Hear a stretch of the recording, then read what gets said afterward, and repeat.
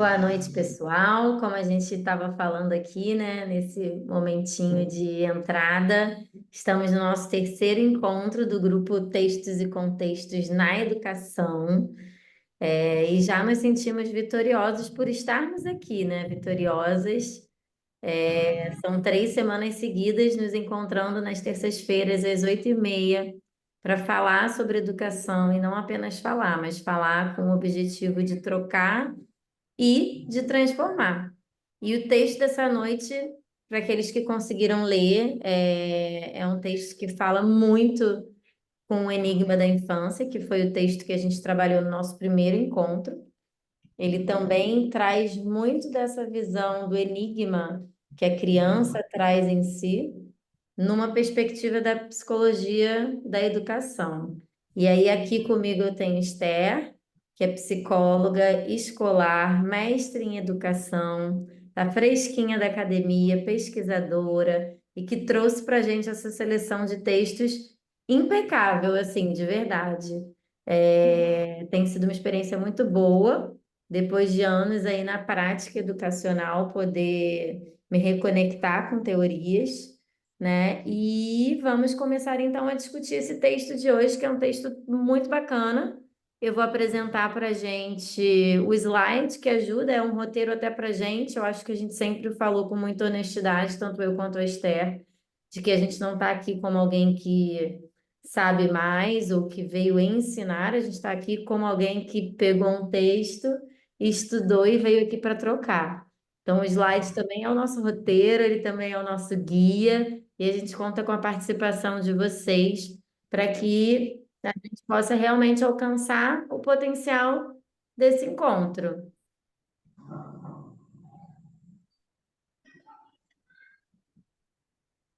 Vamos ver se eu consigo apresentar. Esse texto foi um texto mais denso, né, do que o da semana passada. A gente saiu de um texto de 5 páginas para um texto mais longo, e não só mais longo, né, mas onde todo parágrafo ele tinha algo a dizer profundamente, né? Então, um texto com bastante possibilidade de análise. E é bacana falar que até nessa apresentação a gente faz algumas escolhas, né? Apesar da gente querer se aprofundar no texto, querer discutir, é, essa discussão talvez duraria muito mais do que 1h30 se a gente fosse olhar ali para todas as perspectivas do texto. Então, quando Camila fala desse roteiro, né, ela fala também dessas escolhas que a gente vai fazendo um pouquinho, claro, né, sem deixar de passar por nada, mas com momentos que a gente se debruça mais, momentos que a gente passa um pouquinho mais rápido, mas que o momento importante é o da discussão, né, da gente trocar e da gente também saber da percepção de vocês do encontro e do texto. Vamos começar? Então, vamos lá. E aí, a nossa trilha, né, Esther, que a gente sempre tenta expor aqui para vocês, é um encontro de 3 passos, basicamente. A gente fala sobre o autor ou os autores, né, do texto, que pode estar no livro ou não. No caso, esse foi um artigo publicado. O texto em si, tudo que ele traz como agregador para a gente dentro da área da educação. E o texto de hoje tem como título, né, este artigo, De que infância nos fala a psicologia do desenvolvimento? Algumas reflexões. E o nosso terceiro momento, que é o nosso momento de trocar um pouquinho, né? A gente tem experimentado novas dinâmicas a cada semana. Na primeira semana a gente trouxe menos questões, na última a gente trouxe muito, esse eu trouxe uma que eu acho que vai abarcar assim tudo. E como a gente vem falando a cada encontro, a gente não está aqui para responder de maneira correta, mas para sair daqui sabendo se questionar num direcionamento que faça sentido, que a gente possa ressignificar as nossas práticas. A gente tem aí como autoras, né, desse texto, desse artigo, a Bettina Hilsheim e a Neuza Maria de Fátima Guareschi, as duas membros ali, né, da faculdade da PUC do Rio Rio Grande. Grande. E a Betina como doutora em psicologia, né, pela mesma, por essa faculdade, PUC-RS, professora adjunta e pesquisadora do Departamento de Psicologia na Universidade de Santa Cruz do Sul, Unisc. E a Neuza Maria de Fátima Guareste, também doutora, no caso em educação, pela University of Wisconsin-Madison, professora do programa de pós-graduação em psicologia da Faculdade de Psicologia da PUC-RS, provavelmente espaço no qual elas fazem essas trocas, essas pesquisas, esses estudos, e ela também coordena o grupo de pesquisa Estudos Culturais e Modos de Subjetivação. As autoras, né, começam esse artigo com um trecho do livro A Terra dos Meninos Pelados, de Graciliano Ramos.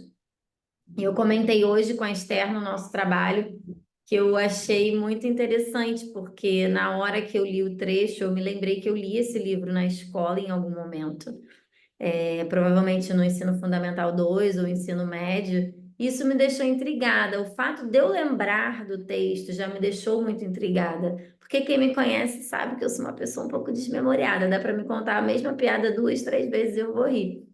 E o fato de eu ter lembrado me fez questionar que importância e que afetos e sentimentos isso despertou no momento que eu li, para que eu pudesse ter esse texto, né, dentro de mim até hoje. Obviamente, eu me lembrava de alguns trechos, um pouquinho da história, então eu fui, me reconectar com ela para tentar mesmo ressignificar esse texto que eu já vivi lá atrás. E é um texto muito legal que fala sobre inclusão. Eu acho que vale a pena para todo mundo ler. Depois a gente pode compartilhar o link desse vídeo que vocês estão vendo na tela. E aí tem uma narração completa, né, do livro pelo Furum Fum Fum. E é bem legal, na verdade, ele só está aqui na tela para gente, porque ao invés de eu ler o trechinho que a Betina e a Neuza selecionaram para abrir o texto, eu preferi colocar para vocês um trechinho dessa encenação, né? No intuito de que vocês possam curtir um pouquinho também dessa atuação, dessa pequena amostra cultural. Agora vocês vão ter que me contar se vocês vão ouvir o som. Você escuta, Esther? Não. Não. Tá, isso já aconteceu comigo uma vez e eu sei, mas, gente, se não der, depois eu também não vou me prolongar. Eu tenho quase certeza que eu sei, quando eu dava muita aula no Zoom, a gente foi aprendendo mil coisas. Existe aqui, ó, Share Computer Sound. Acho que agora vai, vamos ver. Tudo, mas não consegui testar se ia sair para vocês. Me confirme.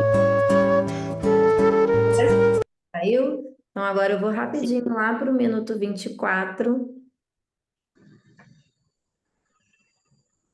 A ideia não é que vocês assistam o vídeo agora, mas que vocês possam vivenciar esse trecho numa narrativa mais interessante do que o que eu poderia trazer para vocês. Só fazendo uma pequena contextualização. O personagem, né, Raimundo, ele tem um olho azul, um olho preto e ele é careca. E ele é muito zoado, caçoado, né, entre os seus colegas, né, do seu bairro, da sua cidade.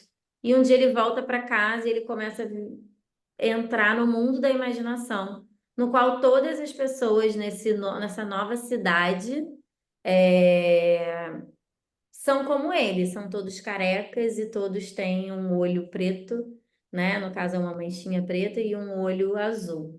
Só que no meio desses tantos iguais que ele se encontra, existe um diferente, que é o menino sardento. E aí, esse menino sardento, em determinado momento, troca, né? Tem um diálogo com ele. Que lugar! Não faz calor nem frio, não chove, não há noite. Os paus conversam. Esse lugar é um fim de mundo.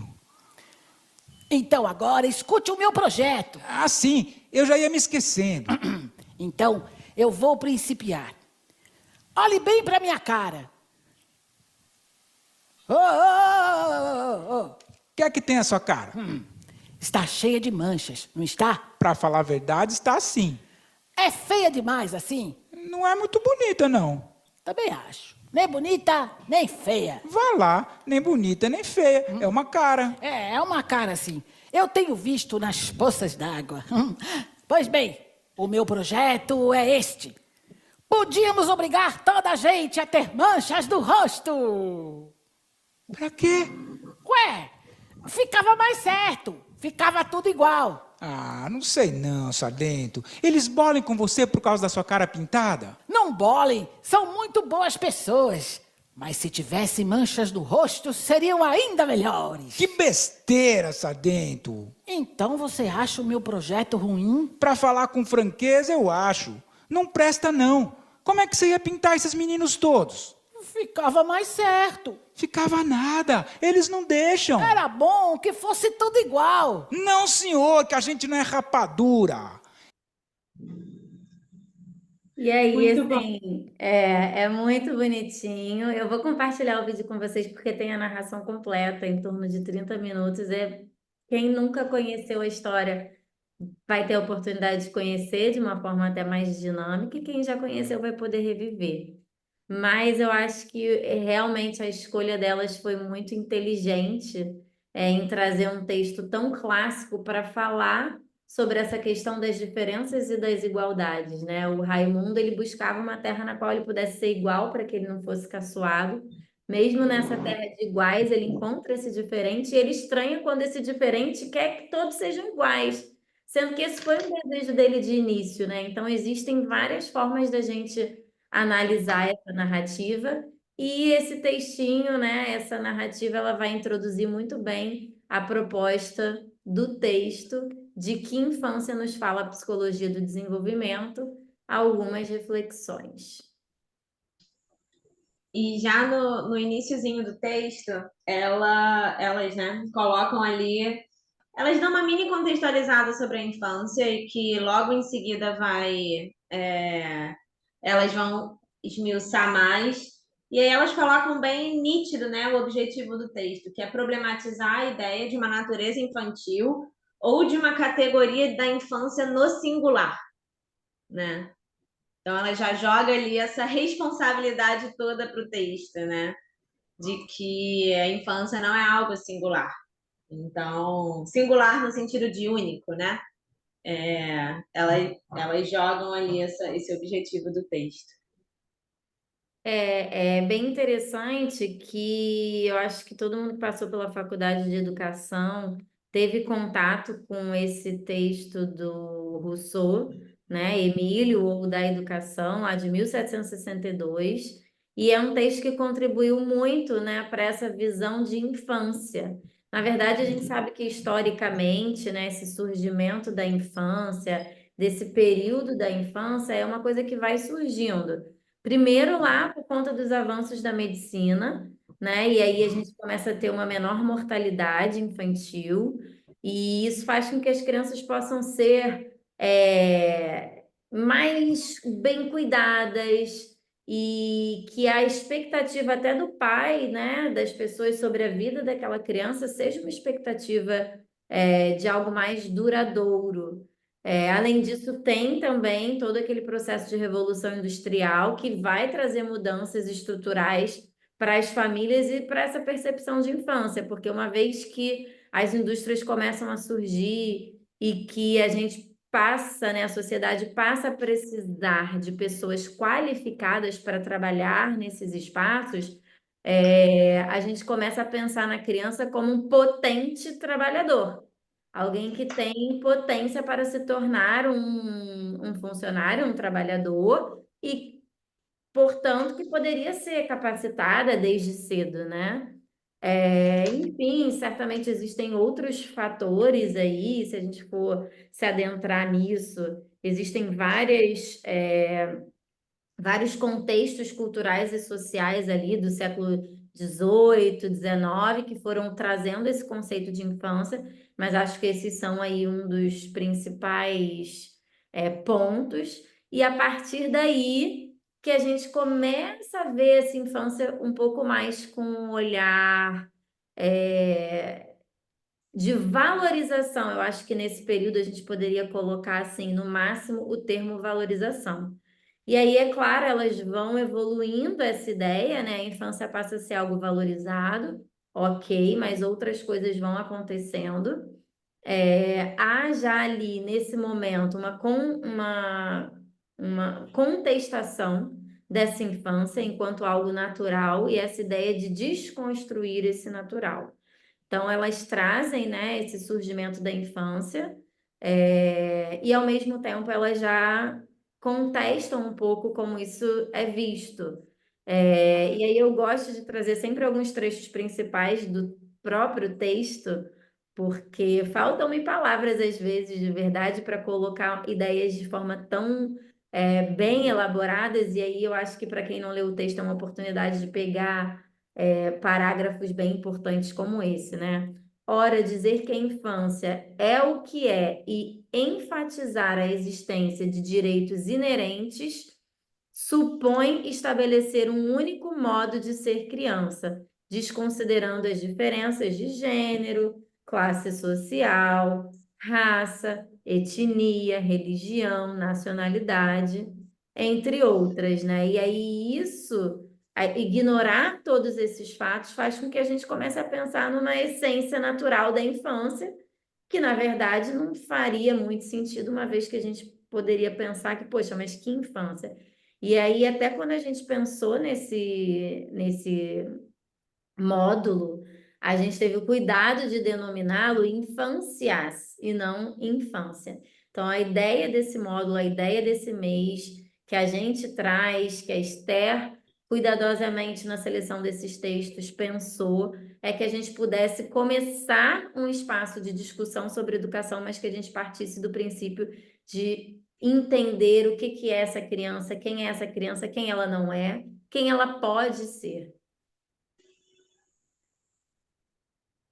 E aí começa a brincadeira, né? Começa a brincadeira. Aí, em um primeiro momento, elas trabalham, né, ali a natureza da infância, ela vai desconstruindo esse natural e elas vão botando ali a diferença da condição humana para a natureza humana, né? Elas trabalham uma forma de olhar o ser humano como a gente não pode tratar como o quê, quem é quem, né? A gente não pode falar de um sujeito, de um ser humano como um objeto, né? Ou como um outro animal. Então elas vão trabalhando que na infância a pergunta quem sou eu, né? Que é uma pergunta mais identitária, ela é fácil de ser respondida. Quem sou eu? Uma criança. Agora, se eu perguntar o que sou eu, não há resposta possível. Vou precisar de um segundinho aqui, gente, só um minutinho. Eu preciso só fechar a câmera. E completando essa ideia, né, a gente tem aquela frase tão clichê, mas que faz tão sentido, né? Definir é limitar, e por muitas vezes.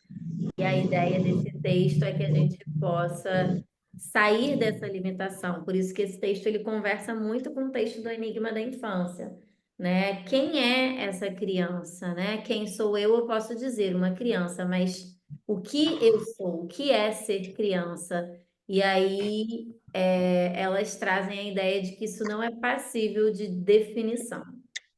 A metáfora do ciborgue foi algo que eu e a Esther, a gente até conversou se a gente devia trazer, se fazia sentido, se não fazia, porque é algo complexo. Mas a gente achou que valia a pena apenas pelo menos mencionar, porque, poxa, eu não sei se vocês estão vendo, para mim aqui o slide ele não está abrindo a imagem que eu coloquei, que eu acho que seria fundamental. Mas eu posso descrever. Abriu rapidinho, mas depois fechou. Meio que estranho. Hoje eu estava revendo o slide e isso foi acontecendo. Pode ser alguma instabilidade da minha internet. Mas basicamente, né? Eu fui pesquisar um pouquinho para entender que metáfora era essa, porque elas passam brevemente no texto, e passam como algo já dado, e para mim não era. Então eu fui pesquisar e entendi que é uma metáfora popularizada por essa filósofa Donna Haraway no ensaio Manifesto Ciborgue, de 1985. A ideia dela, e aí eu descrevo para vocês a imagem do ciborgue, é a fusão entre um homem, um ser humano, e um homem tecnológico, né? Como se coexistisse um robô e um ser humano. Aqui, a ideia dessa metáfora, ela está muito mais aplicada à ideia de fluidez e dessa natureza híbrida aí, né? Nesse sentido metafórico dessa existência humana. Aquilo que se vê e aquilo que não se vê. O limite entre o artificial e o natural. O limite entre o orgânico e o que é mecânico. O limite entre o humano e o que não é humano. Ou seja, o limite entre aquilo que a gente enxerga como a infância e o limite daquilo que a gente acredita que não é a infância. Será que não é mesmo? Né? Então, eu acho que a gente resolveu trazer essa metáfora brevemente, era muito mais até pela imagem, porque eu acho que, pedagogicamente falando, essa imagem, né, meio homem, meio robô, ela poderia ajudar a gente a fixar um pouco essa ideia de múltiplas identidades e realidades coexistentes, né, em contraponto com essa ideia de uma natureza fixa, né, de uma natureza tão bem definida. Então, a ideia dessa metáfora é realmente trazer essa dualidade, aquilo que eu sou, mas aquilo que também é e que de repente nem todos estão vendo. E é curioso porque o Manifesto Ciborgue ele foi escrito em 1985, né? Bastante tempo. E a dona Haraway, ela é uma filósofa vanguardista nesse sentido. Ela, ela vem escrevendo sobre tecnologia e sobre essa mistura do humano com o tecnológico desde aquela época. E hoje a gente vive nesse momento, né? A gente vive nessa extensão tecnológica do ser humano e ela já estava há muito tempo atrás falando disso. Então é uma autora aí que é bacana dar uma pesquisada, olhar. Ela tem textos muito interessantes e que são muito implicados na educação, apesar dela não trabalhar exatamente em cima do tema da educação, mas ela trabalha com atualidades, né? E ela também faz ali toda uma crítica ao hipercapitalismo que a gente vem vivendo, né? Numa exposição mais neoliberal, até de consumo, meio ambiente, tecnologia. Ela trabalha bastante esses temas e é bem bacana, assim. Sugiro a leitura, a pesquisa, é bem interessante. E Essa aí, ao autora, longo do texto, né, as autoras também vão passando ali sobre essas perspectivas essencialistas que são produzidas, né? A ideia delas e a ideia ao longo do texto é sinalizar que o conceito de infância que a gente conhece hoje é um conceito criado socialmente. É um conceito que passa por muito tempo de práticas sociais que são produzidas, que são inventadas. Então, quando elas apresentam essas perspectivas essencialistas, elas sinalizam que essa verdade ela é produzida a partir da história da biologia, né? É uma verdade que é produzida a partir de determinados olhares científicos, que vão constituir discursos hegemônicos. Então, vão trazer ali verdades sobre esses seres e naturalizar essas diferenças entre os seres humanos, que é a noção da epígrafe, né? Que traz o texto do Graciliano Ramos, de como colocar todo mundo na mesma forma, sendo olhados pela mesma verdade, né? Pelos mesmos óculos, digamos assim. E aí elas colocam, né? Ao falar de uma natureza, a biologia constitui seres materiais específicos, sendo que esse conhecimento não só os descreve, mas também os produz. Desse modo, ela fala aqui de algum texto de um outro autor, né? O autor problematiza as categorias próprias inerentes à biologia, considerando que se trata, antes de qualquer coisa, de construções e invenções. E aí, aí a gente entra já nesse o outro transformando em mesmo, né? Que é essa ideia das diferenças, como elas vão se colocar nesse mundo inventado, nesse mundo aí constituído pelas práticas sociais. E assim como... Essa parte inicia desculpa, Camila. É Não, que eu não. acabei de olhar e lembrar.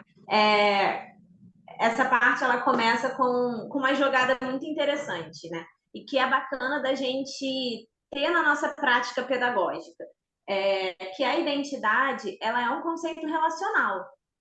A identidade, quando a gente trabalha essa sensação de identidade, ela depende de um outro.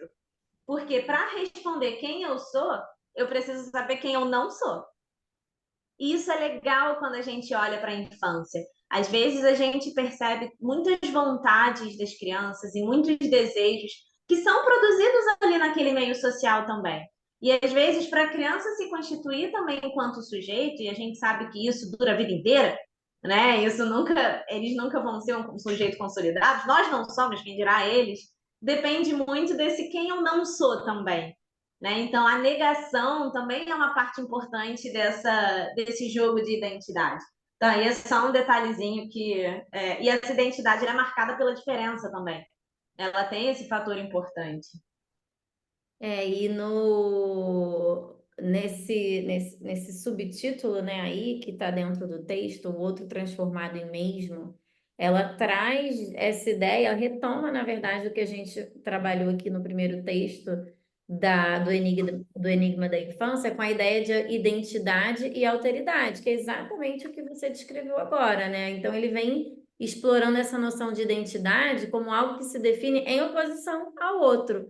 Para que a criança compreenda quem ela deve entender quem ela não é, estabelecendo essa diferença em relação ao adulto. Essa construção identitária é relacional, exatamente o que a Esther acabou de discursar para a gente, né? E marcada pela alteridade, ou seja, a presença dessa percepção do outro como diferente. Eu achei legal que ela traz essa mesma palavra, essa mesma ideia de alteridade, reforçando o conceito, né? Então, uma vez que essa criança é um enigma, a psicologia do desenvolvimento, ela também se desdobra como algo, em alguns momentos, muito contestável, né? Por ter por trás alguém que é enigmático, né? Porém, ainda assim, a psicologia vem tentando, com as suas métricas e com as suas testagens, igualar, e não só a psicologia, mas a educação. E aí ela traz no texto, a gente vai chegar um pouquinho mais adiante, de que essa ideia de psicologia do desenvolvimento, ela surge exatamente por uma demanda do fato da gente estar ali na escola com tantas crianças no mesmo espaço. E a gente começar a observar essas comparações. Então, a gente também não está aqui para apontar a psicologia. Não, isso é um processo que acontece muito unido da psicologia e da educação. E que também, em algum momento do texto, mais para o final, ela traz e vai... Eu acho até que eu grifei e coloquei esse trecho no slide, mas que a ideia também não é desprezar, ao contrário, né? Eu acho que hoje na educação a gente tem muito a agradecer à psicologia, e a ideia é só a gente, realmente o tempo todo aqui, né, nesse grupo e nos textos que a gente tem trazido, da gente só sempre se questionar. Uma outra ideia que ela E traz... esse, na verdade, é o trabalho, a psicologia, ela precisa estar nesse lugar também de ser criticada, e criticada num intuito positivo mesmo. Porque é isso que ela precisa produzir. A psicologia precisa produzir críticas, ela precisa produzir autocríticas, senão não é psicologia. Então, assim, a gente tem que estar nesse lugar aí também de receber esse olhar, não tem jeito. Eu acho que isso é o mais interessante. A gente vinha falando muito dessas certezas que a educação traz, que a psicologia traz, e se não me engano, no nosso primeiro encontro a gente falou um pouco sobre isso, até sobre a presença do psicólogo na escola, né? Como alguns esperam tantas respostas desse psicólogo, como se ele fosse ali um detentor total do saber e da padronização do desenvolvimento humano e que ele vai ter a resposta, né? E não é isso que você está falando. A psicologia não é isso, não é sobre isso, né? E o que eu mais gostei nesse texto foi a riqueza das metáforas. Isso vai ficar muito marcado para mim. Por isso que a gente acabou insistindo em trazer a ideia do ciborgue complexa. Eu estou cismando que é ela, né? Botei na cabeça que é ela, estou falando só ela. Elas usam bastante o Carlos Scliar, que eu cheguei a falar no primeiro encontro, que ele é um autor argentino, um pesquisador argentino, que trabalha a inclusão. Então, elas vão tecer todo o debate e o conceito de infância em cima da noção de alteridade a partir de um autor que trabalha a inclusão. Então, não somente a inclusão de questões diagnósticas, né, de parâmetros patológicos, mas da infância em si, né, de inclusão dessa diferença que já perpassa pela infância, que não tem jeito. A infância também é essa alteridade. E aí ela coloca 3 pontos da alteridade, de novo. Elas colocam 3 pontos da alteridade, né, para o Scliar, que são 3 pontos que ele trabalha em outro texto também, que é um texto que, quando a gente fizer o módulo sobre inclusão, que aí já está aí na Quem nossa sabe aí a mente. dica para o próximo, hein, Esther? Exatamente, já está aí na nossa, matutando aí na nossa cabeça. É um texto muito legal, que o Scliar trabalha ali 6 pontos da inclusão. E aí não são 6 pontos de certeza. Não são 6 pontos de, olha, você precisa trabalhar isso na escola. Mas são 6 pontos de críticas profundas, que a gente precisa entender, problematizar e repensar a inclusão. E aí ele pontua, né, a autoridade como, primeiro, o outro como a fonte de todo mal. Então, são 3 formas de olhar para esse outro, né? O outro como a fonte de todo mal, que é o que a gente vê hoje nos discursos, né, extremistas de intolerância. É esse olhar para o outro, esse outro é olhado, mas ele é a fonte de todo mal da sociedade, né? Então, existe essa forma de olhar, essa forma de alteridade. O outro como um sujeito pleno de um grupo cultural. Então, aquele sujeito, ele pertence àquele grupo, é naquele grupo que ele tem que ficar. Então, ele tem o pleno direito desse grupo cultural. Então, é ali que ele precisa estar também, sabe? Isso a gente pode ver até nessa categoria singular da infância, né? Então, onde a criança circula, onde a criança tem que circular, né? Onde a criança tem que estar. A gente pensa o que criança tem que pensar, né? Então, essas verdades produzidas para a infância também. E o outro como alguém a tolerar. E ele fala bastante nesse outro texto, né, sobre a diferença da tolerância para a inclusão, porque esse discurso fica um pouco disfarçado no cotidiano. E isso, assim, eu acredito que a gente veja muito na escola, não só na nossa, mas né, tem que ter inclusão. E aí vem o mais, né? E aí a gente sabe que existem outros discursos ali. E essa tolerância, ela não é necessária, ela é um olhar para essa alteridade para o outro, mas ela não é necessariamente um discurso inclusivo. E aí é quando ele entra com a noção de tradução, né? Que ele trabalha a noção de tradução. Ele não é o Scliar, desculpa, são as autoras. Elas trabalham a noção de tradução e de representação. Então, a tradução como essa apropriação da palavra do outro, né? Desse outro buscando no próprio território, sabe? Então a gente se apropria dessa palavra do outro e coloca ela na nossa linguagem, digamos assim. E a representação seriam ali formas de significação produzidas em outras redes de poder. Mas antes de entrar nessa diferença, elas fazem uma relação legal, né, com a palavra infância e esse sentido de ausência de fala. E aí entra a tradução. Para mim, isso daí, o que marcou muito o texto foram essas analogias, essas metáforas que ela traz, né?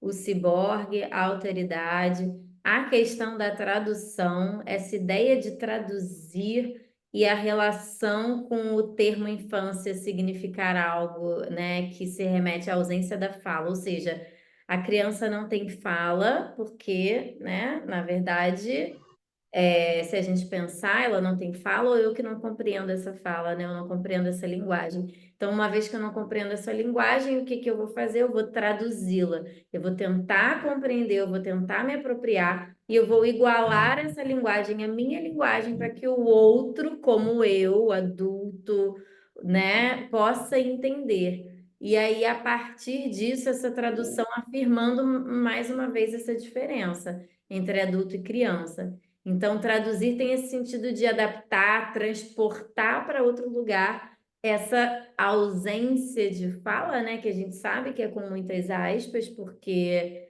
se tem alguém que tem voz é a criança. Oi, voz alta.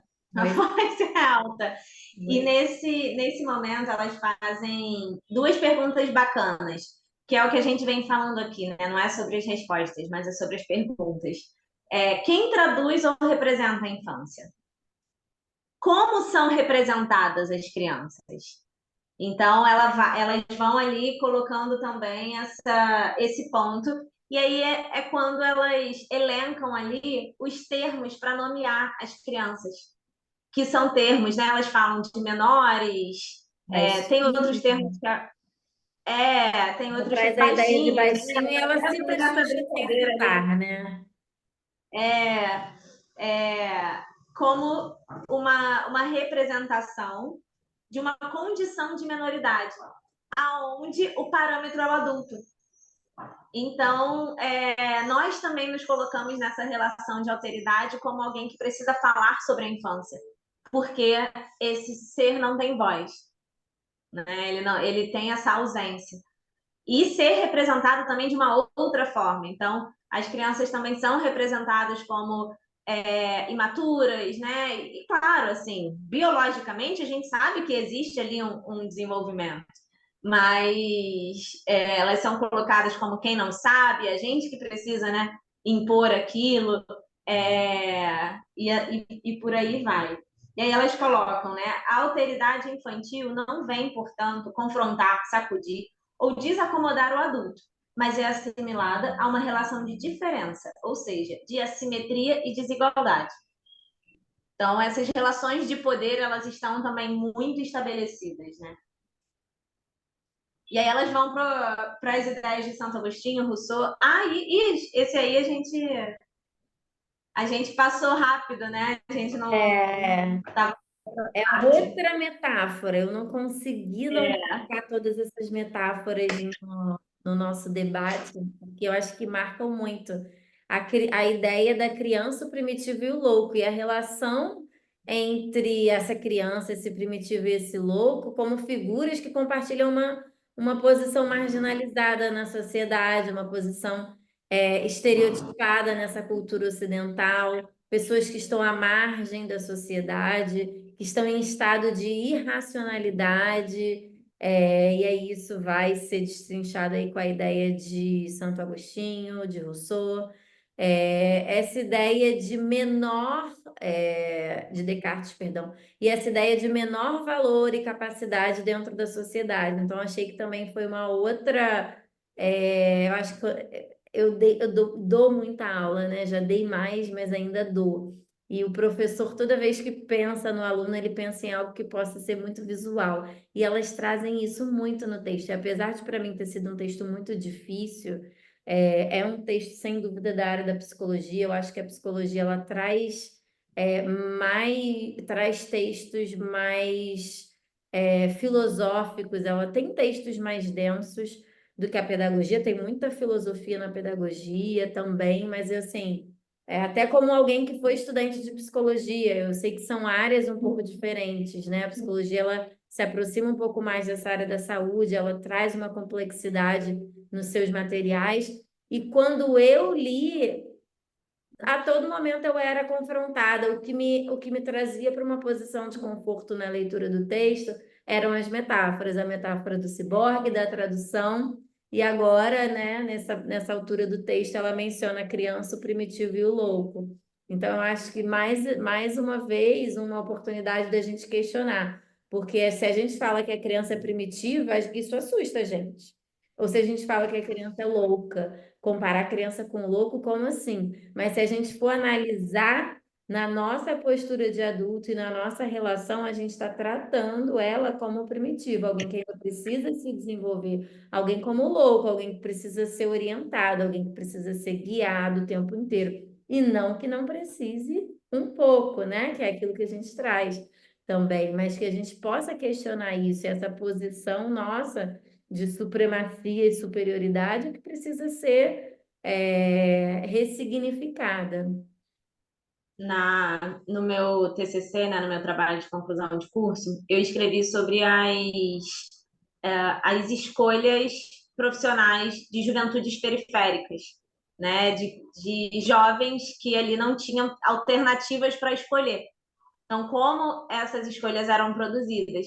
E boa parte do texto, assim, foi trabalhando o próprio conceito de juventude, entendendo que não era uma juventude una, né? Eram as juventudes periféricas, porque são muitas, e a ideia de que esse jovem, e aí eu estendo isso à infância também, ele precisa ser controlado, porque o jovem, né, ele tem essa ideia de impulsividade, ele tem essa noção de que é incontrolável, né, de que não age, não pensa antes de agir, então por isso precisa ser controlado, até nas escolhas mais importantes da vida, né, que são essas que a gente vai construindo na nossa trajetória. E como essas escolhas, na verdade, são influenciadas por essas verdades que são produzidas por esses jovens.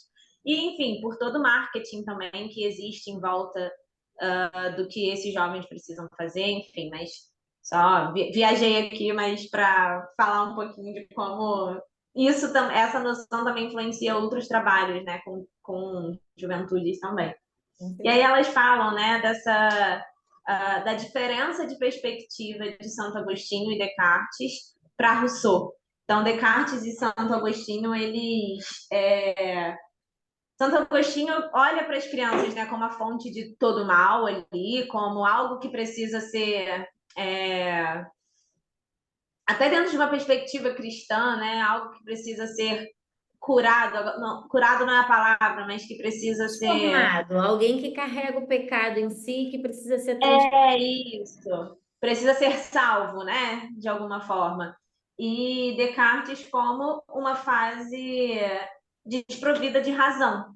Ou seja, a infância como um lugar que precisa ser superado. Né? Eles precisam passar pela infância. Né? Essa fase precisa ser avançada. E já Rousseau ali já apresenta uma outra perspectiva da infância como uma pureza, uma inocência, né? Que precisa ser preservada. Elas vão colocar ali depois que não necessariamente tem um certo ou errado, Não, e né? que os dois Mas estão, na verdade, no mesmo patamar, no sentido de que ambos querem trabalhar sobre a infância. Um para desenvolvê-la e um para preservá-la, mas que sempre dessa perspectiva de que há necessidade de uma ação. Então, para os dois existe uma demanda da educação e da escola enquanto instituição, né? E para Descartes e Santo Agostinho, focada nessa ideia de redimir, superar essas deficiências naturais do pecado e trazer o conhecimento, superar essa fase de que elas são desprovidas da razão. Para Rousseau, poxa, elas não são boas, são puras e elas não podem se contaminar com o mundo. Então, a educação também passa a ser um caminho para isso, para esse cuidado com a infância. E aí não é como se uma ideia fosse melhor do que a outra. São ideias diferentes, mas que chegam no mesmo ponto, que é a necessidade do sistema educacional. E aí elas traçam, né, a importância da modernidade nesse processo, que inaugura a educação como uma tecnologia de governo. Tem um outro texto, que é um texto, eu acho que é do La Roça também, se eu não me engano, que se chama Tecnologias do Eu. Ele vai narrar ali, a partir de uma visão Foucaultiana, mas ele é um texto longo, é um texto denso também, porque é como se fosse um resumo de Foucault, assim, mais aplicado à educação. Mas que ele vai narrar as formas que a escola constitui a tecnologia do ser, de controle. Como a escola é inovadora nesse formato de controle do ser. E não é um controle punitivo, não é um controle violento fisicamente. Ele é interno. Ele constitui o sujeito, ele é tecnológico nessa constituição desse sujeito, uno, né? Então, ele vai narrar, mas se deixar, eu vou ficar viajando, gente. Mas, enfim, a modernidade inaugura ali essa educação como uma tecnologia de governo e a sistematização desses saberes e poderes para falar da infância. Então, é onde são produzidos esses sujeitos infantis, classificando e normalizando. E aí, já em um outro momento do texto, ela vai apresentar ali a evolução da escola, né? Nossa, agora que eu vi, Camila, que o grifo é justamente Foucault, né? Que eu estava. Aham, eu vi que você começou a falar e eu pulei o slide. Eu falei, ela grifou e tá remetendo ao mesmo parágrafo.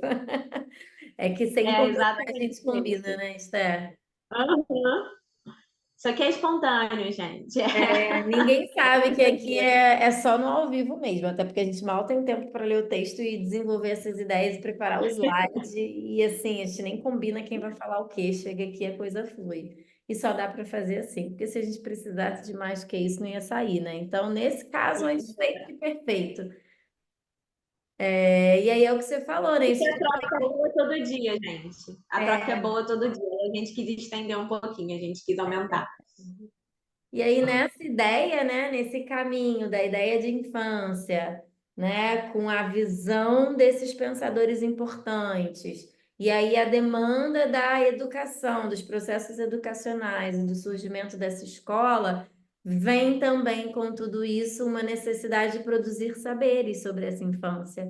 Se agora a gente precisa educá-los, se agora a gente entende que a gente precisa ou preservá-los, né? Ou livrá-los de todo mal, ou fazer com que eles possam ser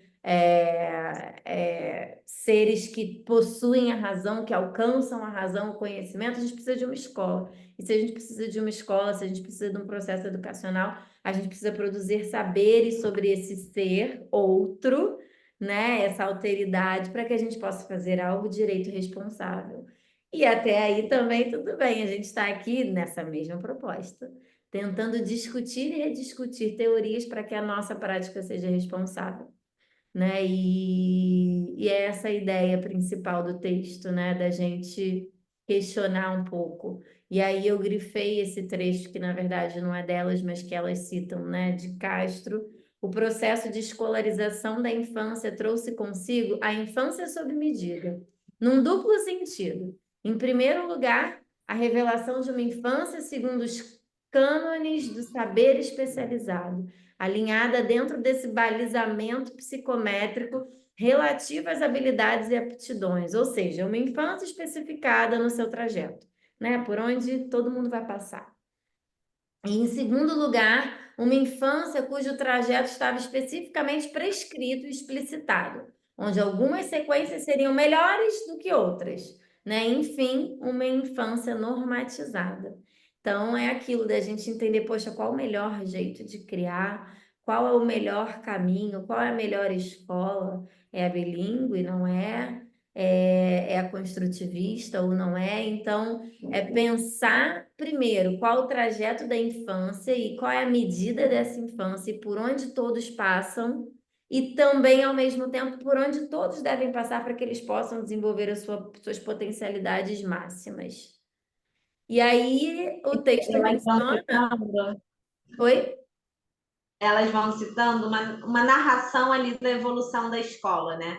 Sim. Primeiro, com a modernidade, né? Vem esse sentimento de infância, e aí as classes começam a ser divididas por idade. Há um prolongamento da infância também, então um período que antes era muito curto e logo as crianças tinham que ter responsabilidades, inclusive Partiu para a trabalhistas, vida né? adulta. Elas eram mini adultas, logo elas tinham que arcar com uma responsabilidade. Essa infância também foi prolongada em termos de idade, né? Em termo biológico. A delimitação desses espaços-tempos, então a escola também começa a responsabilidade de ter um lugar específico para a infância, de ser esse espaço e esse tempo para a infância, e a infância no foco desses estudos desses especialistas. Então, todos estavam voltados aos estudos da infância para talvez sanar o enigma e ter ali uma uma produção pedagógica mais eficiente, né? Do desenvolvimento mais eficiente, criar adultos e seres humanos mais eficientes, né? Ali Mais talvez potentes, tenha sido. mais desenvolvidos, que alcancem as suas potencialidades máximas, né? Que Não, potencialidades máximas. e todos dentro do desenvolvimento padrão, né? Então, todo mundo dentro do que se espera e do que foi produzido para aquela infância. Todos com sardas, todos com mancha no rosto, né? Todos com mancha no rosto. Todos com um olho preto, um olho verde, todos carecas. E aí, quando a Sim. gente normatiza isso, opa, mas tem um sardento, e agora? Né? Por isso que esse texto aí foi, assim, eu acho que eu quero dar os parabéns para elas em relação a todas as metáforas e analogias escolhidas para esse texto. Do ponto de vista pedagógico, nota 10 para a produção, apesar de ser um texto muito denso, muito, né? Ele é complexo, ele traz, assim, produções que a gente não está acostumado a refletir, isso incomoda, isso faz com que a gente queira ler cada parágrafo mais de uma vez. E aí elas citam ali Stanley Hall como, né, um ali dos primeiros precursores, ficou meio redundante, mas enfim, né? Alguém que iniciou os estudos sobre o desenvolvimento infantil. E aí um trecho também que eu quis destacar, que é bem legal. Poxa, pena que a fotinho dele não está aparecendo aí também. Hoje o slide está bugado. Quando o campo do desenvolvimento humano tornou-se uma disciplina científica, seus objetivos passaram a incluir a descrição, a explicação, previsão e modificação do comportamento. Nossa, quando eu li isso, eu não sabia o que sentir, alegria ou tristeza. Porque ao mesmo tempo são E saberes. elas colocam a psicologia também nessa, né? Porque a psicologia, elas colocam, né, o resultado da história, ou seja, é também produção, é também uma invenção, né? Ali do século XIX, e vai colocando o ser humano visto como eus, como indivíduos, né? Como seres unos que precisam ser mensurados. Então, é uma forma também de classificar e controlar os seres humanos, determinando ali uma divisão entre o normal e o patológico. Então, a psicologia também marca essa noção.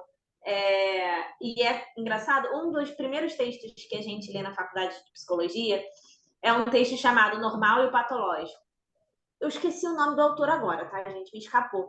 Mas lembrando, eu coloco lá no e-mail que eu envio durante a semana para a gente ter. É um texto, é um livro, na verdade, mas que os professores ali geralmente escolhem alguns capítulos, e ele vai narrando essa história da psicologia, nesse entendimento do sujeito, e como, na verdade, essa ciência acabou vindo para determinar aqueles que estão dentro de uma normatividade e aqueles que precisam de cura, tratamento, cuidado, atenção. Então, a psicologia se institui ali também como uma ciência do normal e do patológico, né?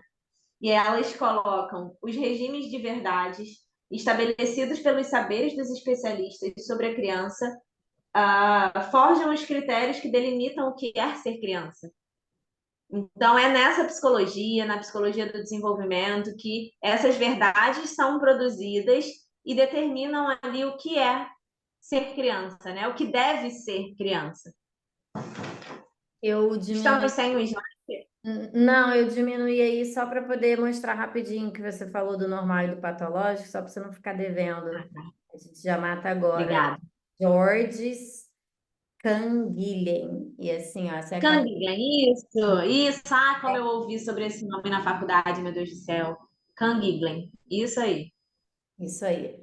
O normal e o patológico. Quem sabe pode ter um textinho daí também para os nossos próximos textos e contextos, né? Mas aí, voltando, eu vou abrir aqui o slide, mas enquanto isso a gente vai só comentando. Ela fala, né, de Stanley Hall como sendo esse primeiro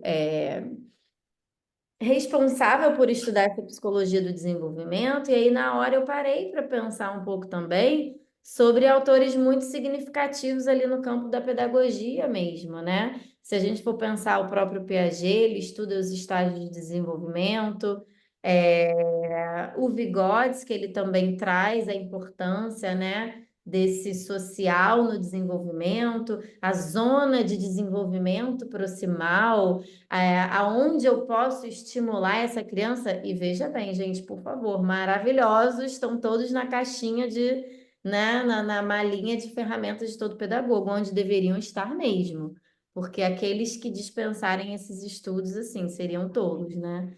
E não Mas é texto, né? Elas não dispensam esses estudos. exatamente, por isso que eu tô só querendo, né, reforçar isso, que a ideia delas não é assim em momento algum, mas que é ou não é interessante, né? A gente tem algo que sempre foi dado e é importante a gente contestar um pouquinho esse algo dado, só para a gente não ficar com tudo dado. Porque, poxa, Paulo Freire falava isso o tempo inteiro, né? Não é uma educação bancária que eu abro sua cabecinha e eu coloco algo ali dentro, mas precisa ter uma interação, você também produz seu conhecimento, você precisa questionar, você precisa também ressignificar essas produções. E curioso Mas dizer, Camila, que Piaget é suíço, né? Vamos lá, um país bem diferente do Brasil. Então, para a gente também aplicar ferro e fogo, o que a gente vê também é complexo nesse sentido. Vivemos numa realidade bem diferente da Suíça e que ele trabalhou as pesquisas dele com os filhos dele.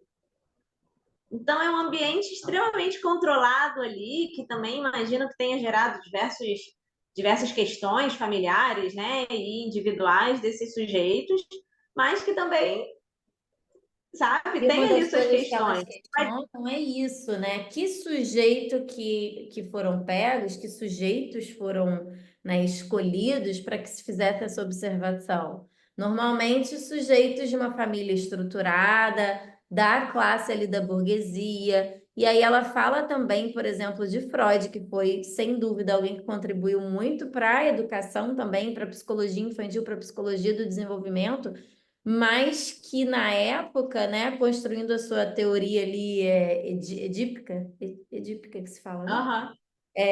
Ele pensou totalmente numa família tradicional, pai, mãe e filho, né? E todas as questões que acontecem ali. E é claro que tem muita coisa para se considerar dentro dessa teoria, mas como ela foi pensada para algo que não é o padrão, ela foi pensada sob uma perspectiva, mais uma vez, partindo-se de uma perspectiva hegemônica, né? E desconsiderando que não somos, que somos diferentes, que vivemos constituições familiares diferentes, como você falou da situação do Piaget, ele analisou crianças e o desenvolvimento delas num contexto diferente, num país diferente, né? Então, a ideia que ela traz é essa, da gente usar tudo que tem de bom nessas produções, mas sempre com esse olhar, né, de estranhamento e de questionamento que o educador deve ter, o psicólogo deve ter. Ops.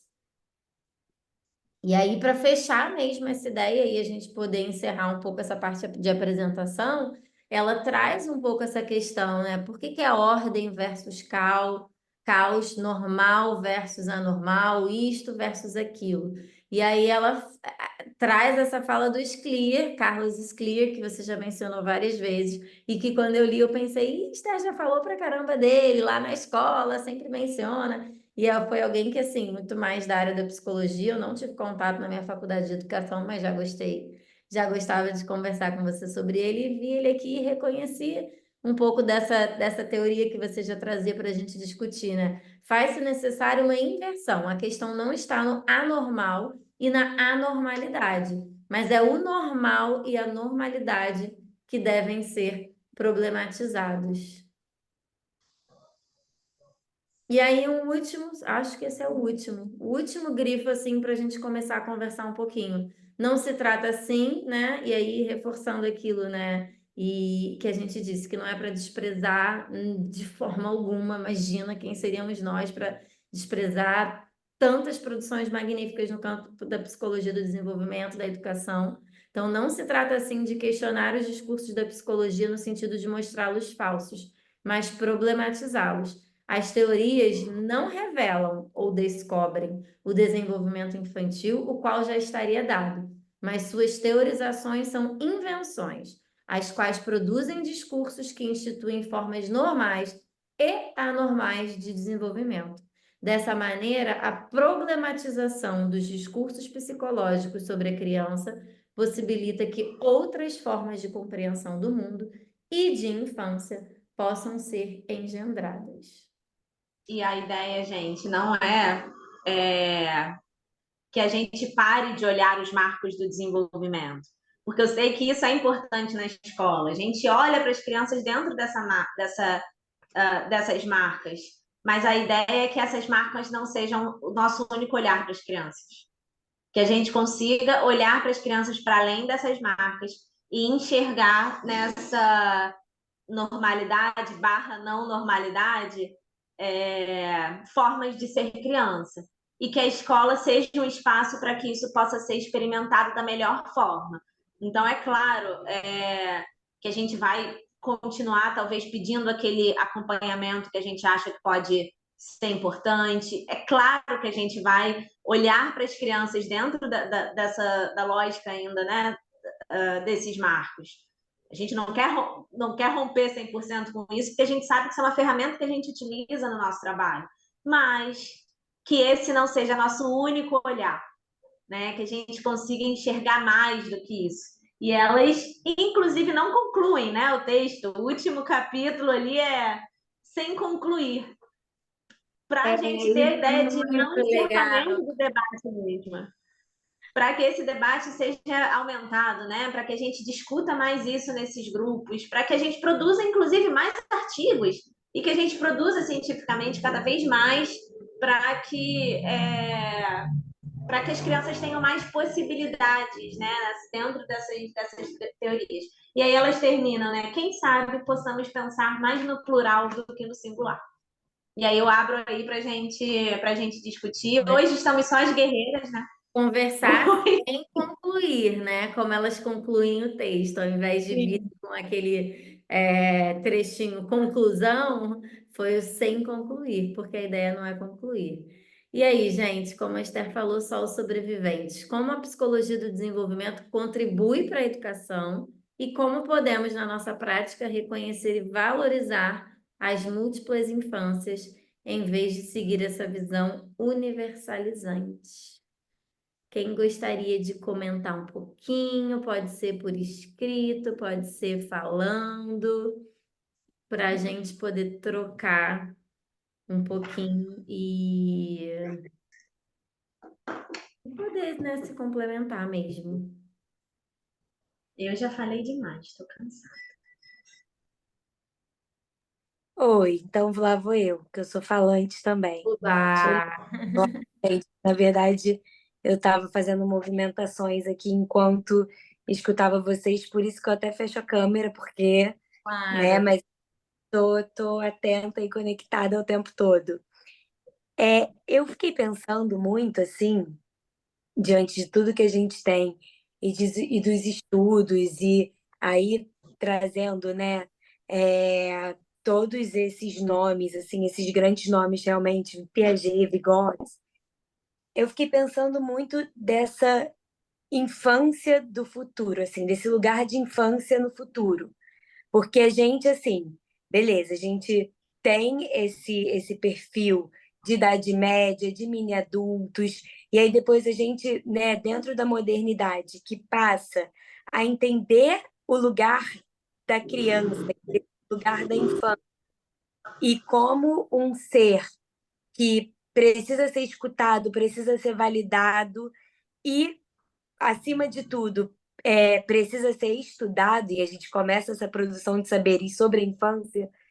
Eu fico pensando assim, né? A gente, primeiro, esse distanciamento da infância como, né, como algo que precisa ser estudado, portanto, é outro, não somos nós. Mas, assim, eu acho que tem uma questão também biológica, até de maturidade, pensando mesmo numa parte mais neurocientífica, né? E das nossas memórias. Então, assim, a gente não tem tanta essa, assim, a gente não consegue manter acesa essa memória da infância para entender que ela é parte da gente. também, né? E a gente sempre olha ela como um objeto de estudo, né? Algo que está à parte. Eu acho que esse é um ponto. E aí, pensando nessa questão de como que a gente vai caminhar com esse lugar de infância, eu penso muito assim, né, nesse ponto de que bom que a gente está evoluindo e que a gente consegue enxergar, né, assim, a criança como autora, a criança como protagonista. Eu acho que isso tudo é importantíssimo, mas em contrapartida, e olha que eu sou pedagoga assim de abraçar a pedagogia da escuta, eu acho que realmente assim, elas são produtoras dos seus próprios saberes, não é nem esse ponto. Mas eu olho também para um outro lado, que é uma outra vertente, que a gente também vem trabalhando muito e olhando para essa educação mais neoliberal e para essa educação mais mercadológica, né? Essa questão da disciplina positiva e de a criança como, né, num protagonismo que não é exatamente um protagonismo saudável no meu ponto de vista, tá? Porque eu acho que a gente também tem que olhar para a parte biológica, para essa parte do amadurecimento, e que, assim, sim, a criança ela está num processo de amadurecimento, então, assim, ela não tem nem uma, uma, uma capacidade, assim, de ter um poder de escolha, no sentido mesmo né, de desenvolvimento. E aí eu acho que a gente, assim, eu fico com receio da gente ir para um outro extremo, né, desse lugar de que não. Então a criança agora é, ela tá assim, eu não sei também se eu estou olhando de uma maneira muito fragmentada, né, olhando para essa comunidade que eu acabo estando mais em contato. Mas assim disso, assim, eu acho que um lugar de poder mesmo, assim. Que eu acho que isso é algo que eu fico pensando também, assim, sabe? Que a gente precisa refletir. Eu estou falando um pouco assim, talvez me enrolando nas palavras, mas eu acho que talvez eu consiga passar essa mensagem. É mesmo assim, eu acho que não sei nem assim, talvez fosse um desenrolar desse estudo, assim, sabe? É uma coisa Uhum. para frente, é uma coisa mais pensando nesse futuro mesmo. O Não sei. texto, eu acho que ele vai mais pelo viés, até usando o Clear, eu acho que ele vai para um viés mais de diagnósticos, dessa diferença nesse sentido, sabe? De trabalhar ali as diferenças entre as crianças dentro desses marcos do desenvolvimento. Eu acho que o texto em si vai mais por esse caminho. Mas eu concordo muito com você. Eu acho que a gente já está em outro nível do debate da disciplina positiva. A gente já experimentou e a gente já viu que, dependendo da dose, já não é mais remédio, é veneno. Sabe? Eu acho que a gente também. E eu sinto isso, tá, Juliana? Eu estava agora há pouco conversando com meu marido sobre uma criança hipotética. Eu não sou mãe, né? E eu estava falando que eu passei hoje a manhã brigando com meu filho hipotético, que pediu para mim para resolver na escola alguma coisa para ele. Aí eu Para fiquei quem? zoando, né, com meu Então, marido. Não, meu filho hipotético de 15 anos pediu para mim, que sou orientadora educacional da escola, para passar por cima de algumas coisas para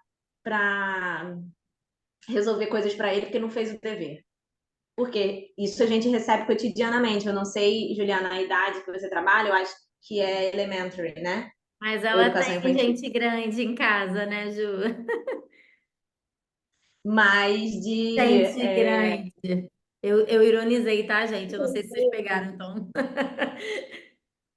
quase gente grande, né? É. Quase.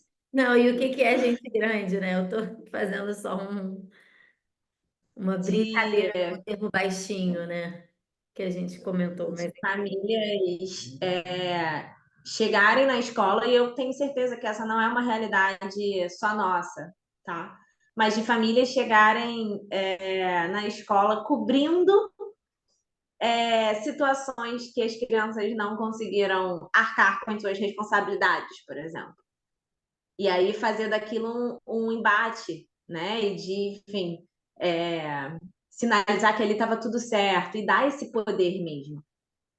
Eu entendo, sabe? Eu acho que esse é um debate que a gente precisa ter o quanto antes, enquanto educadores, enquanto famílias, né? De questionar o quanto essas práticas estão estragando, né? Eu acho que a palavra é essa, não tem É, outra palavra.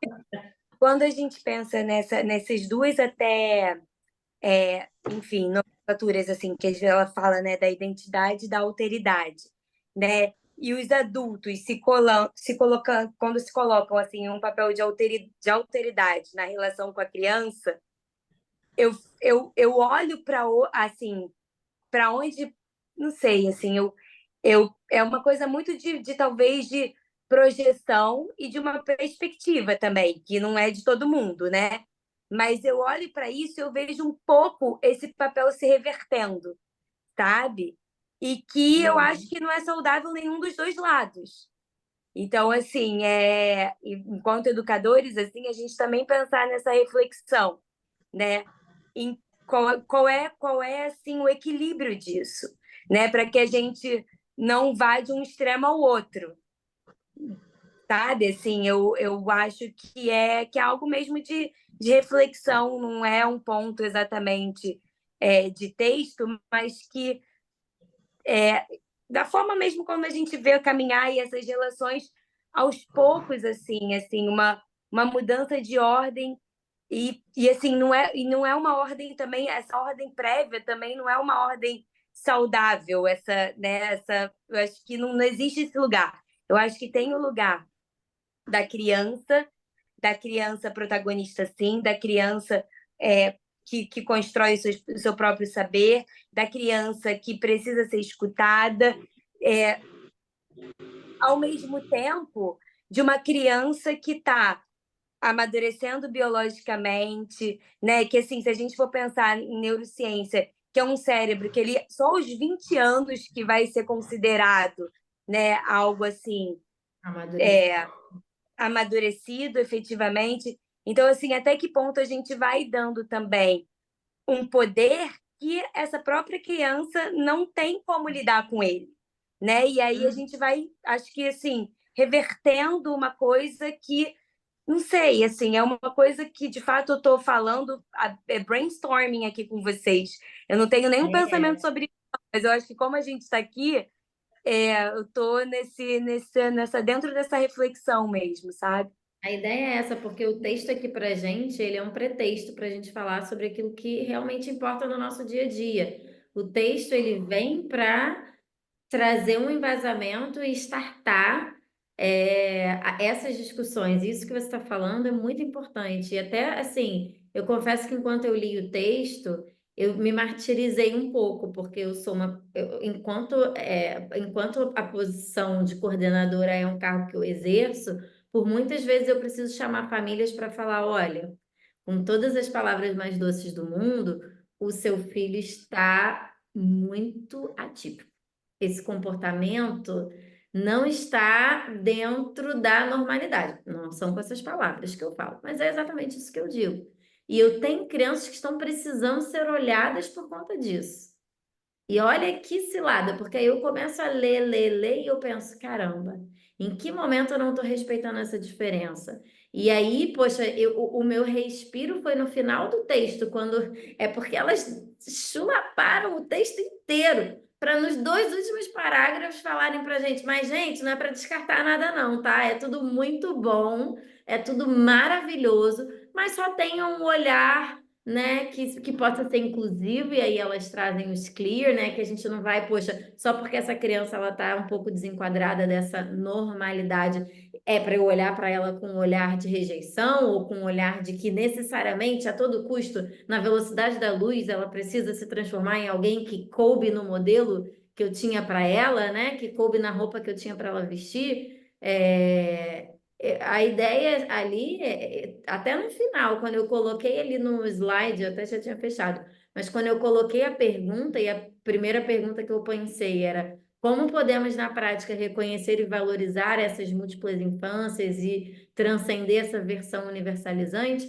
Ao mesmo tempo, eu quis adicionar na pergunta, como a psicologia do desenvolvimento contribui para a educação? Porque, nossa, a gente bebe disso todo dia, toda hora, né? E é aquilo, eu pego essa criança que aí entram várias outras problematizações, até em relação à ideia de infância. Hoje a gente vive um momento que a gente vê muito diagnóstico. E o que que é isso? É muita gente atenta para o diagnóstico? É muita gente mais conectada com a psicologia da educação, do desenvolvimento? Ou é reflexo de tela, é reflexo de uma sociedade muito agitada, capitalista, consumista, ou é pós-pandemia, ou todas as respostas acima? A gente vive nessa incógnita e a gente está ali só tentando, né, fazer o nosso papel enquanto educadores, porque a sociedade a gente já recebeu estruturada. A gente transforma sim, mas a transformação são nos pequenos movimentos, né? Sozinha a gente não transforma nada de um dia para o outro. Então a gente também tem uma realidade já dada que a gente precisa trabalhar e cuidar. A gente tem uma criança que já está ali nessa sala de aula completamente diferente e em alguns sentidos, sim, até prejudicando ou machucando outros colegas, sei lá, né? E assim, como que a gente vai lidar com tudo isso? E ao mesmo tempo, como que a gente empodera a criança durante toda a infância, com essa pedagogia da escuta, mas daqui a pouco a gente tem um adolescente que, tipo, se super empoderou, talvez, e nem maturidade tem para isso, né? É uma coisa que a gente fica meio que rodando, né? E a ideia é E a ideia também é que a gente possa também produzir conhecimento com isso.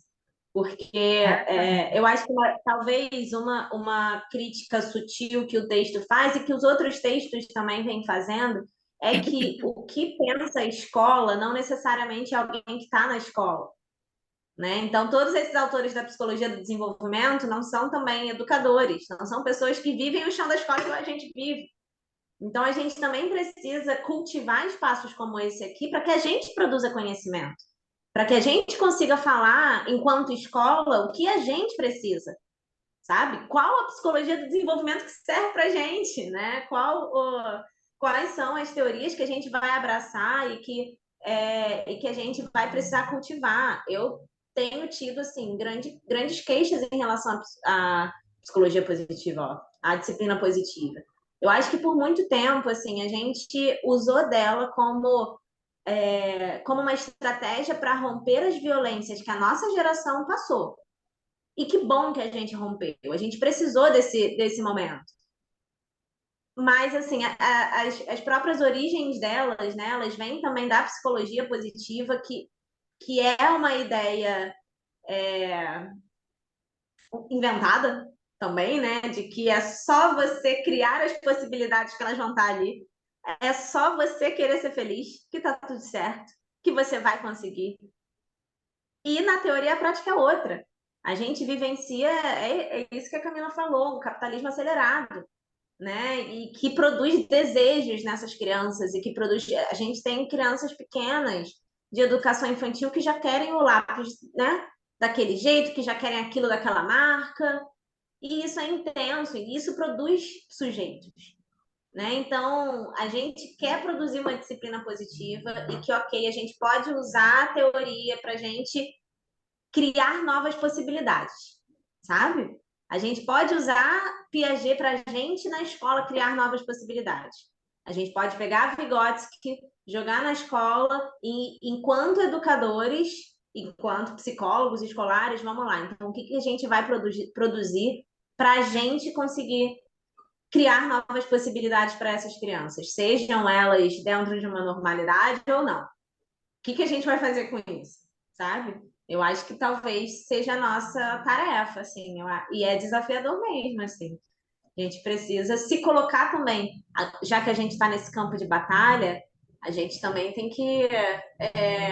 também tem que atirar, sabe, de alguma forma, e não deixar que determinadas disciplinas ou determinadas teorias digam para a gente o que a gente precisa fazer, porque o que a gente tem de acompanhamento de pessoas que estão fora da escola, que querem ensinar o padre a rezar a missa, não é, Camila? Não é pouco. O que a gente recebe de outros profissionais que estão nas 4 paredes da clínica, e que bom que tem esses profissionais, é claro, eu encaminho várias crianças, porque eu sei que esse espaço é importante também. Mas que querem virar para a gente e falar, então, escola, faz isso aqui, como se a gente já não tivesse tentado isso 5 vezes, virado de cabeça para baixo, botar na escola, sabe? Virado do avesso para tentar. E assim, e a própria questão da disciplina mesmo, Juliana, assim, eu também trabalho com os adolescentes, né? E é muito difícil a gente olhar ali o resultado desse empoderamento todo, sabe? A gente vê, meu Deus, o que aconteceu nesse meio do caminho? Eu sei que foi um rompimento importante. Eu sei que é importante a gente não. E a gente nunca vai fazer isso, a gente nunca vai promover nenhuma forma de violência às crianças. É claro, esse nunca vai ser o nosso intuito, a gente nunca vai disciplinar dessa forma. Mas a gente precisa ter cuidado com esse nosso limite também, sabe? Aonde a gente está indo com isso, aonde a gente está chegando. E porque são eles que vão transformar a própria realidade também. A gente tenta transformar a nossa. A gente tenta transformar a nossa e, enfim, dos que virão depois. Mas eles também vão precisar dessa tarefa, eles também vão se responsabilizar por isso. Então, ficam aí muitas tarefas para a gente. Eu acho que uma das mais importantes é a gente também produzir conhecimento, sabe? É a gente também Principal se intuito desse implicar grupo. nessa... Que é caminho. Esse é o principal intuito do grupo, né? Porque é o que a gente estava conversando, eu e Esther. Eu poderia ler os textos sozinha no horário da minha maior conveniência e não discutir com ninguém. Mas, assim, o fato da gente estar aqui, e isso eu vou repetir muitas vezes, porque é a pura verdade, foi a necessidade que a gente tinha de produzir mais com o que a gente tem, e de trocar mais. Eu estava até falando com o Esther hoje, assim, a importância da gente continuar. Eu sei que a gente começou com um montão de gente, agora a gente tem menos pessoas aqui, mas enquanto tivermos uma ou duas, eu acho que a gente tem algo para fazer. A gente tem um conhecimento para ser produzido. E nos vermos como capazes de produzir conhecimento é um primeiro passo para uma grande transformação na educação. A gente tem muita coisa boa que nos foi dada, mas não é uma educação depositária que abriram nossa cabeça, colocaram tudo aquilo lá dentro e fecharam e agora a gente usa.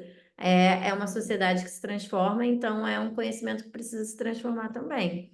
E nessa transformação, Temos um muita coisa a gente comentário aqui experimenta. no chat. Isso, vamos ler esse comentário e para honrar aí o nosso tempo de não passar de 1h30, a gente se despede. A gente anuncia um pouquinho sobre o próximo capítulo. Letícia colocou: percebo muito o excesso de informações de diferentes fontes, como também um obstáculo nesse nosso processo de alteridade enquanto adultos. Mesmo com todos os estudos, ainda existe um movimento bastante presente nas escolas de olhar para Maria, nome hipotético, procurando todos os pré-requisitos que o livro X e a sociedade esperam, ao invés de olharmos para Maria como criança singular. E assim, e aí sim a alteridade se torna possível. Nem toda criança vai estar em um manual, né? A gente tem umas que, inclusive, capricham em não estar em manual nenhum. Nenhum. Tem umas que a gente São olha e novas fala, crianças olha, produzidas por uma nova caprichada. sociedade, por um novo ritmo, por um novo Isso, assim, momento. tem muitos fatores que estão produzindo os sujeitos. A gente, inclusive, se a gente pensar em como a gente era antes da pandemia e como a gente se relaciona agora, é algo que produz na gente um efeito, né? Que produz uma afetação na gente de alguma forma. Então, isso também acontece para eles. Então, realmente, talvez não tenha o livro X ou o livro Y que diga o que a gente tem que fazer.